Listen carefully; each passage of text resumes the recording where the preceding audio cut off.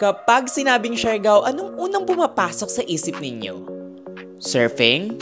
Mabigat sa bulsa? O mahal na flight tickets? Pero alam nyo ba na Togo will soon have a Manila Siargao Sea Travel to be launched this October? Abangan natin kasi posibleng mas murang option ito. Kasi dito may free 50 kg baggage allowance, may meals, and accommodation. At kung curious ka kung anong itsura sa loob ng isang Togo ship, I got you. This is MV Togo Masinag. Yung lobby, parang nasa hotel or mall ka lang.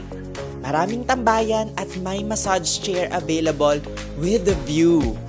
May charging stations, KTV, salon and spa, kaya hindi kayo maboboard. Mall-like experience rin kasi you can shop at Miniso and Kultura for souvenirs and Goldilocks for your pasalubongs. May Watsons rin for your basic needs. Kung nagugutom ka, may Cafe to Go, Island Fiesta, and Horizon Cafe kung saan sinaserve yung full board meals. At may live entertainment at night. Meron silang iba't ibang rooms. Let's start sa kanilang cheapest. May Mega Valley class, perfect para sa mga backpackers. May tourist class na same bunk bed pero with more privacy. May business class which is a private room for 2 packs or for 4 packs. May state rooms na may 2 single beds, workspace, cabinet, mini fridge, hair dryer, smart toilet, and bathtub.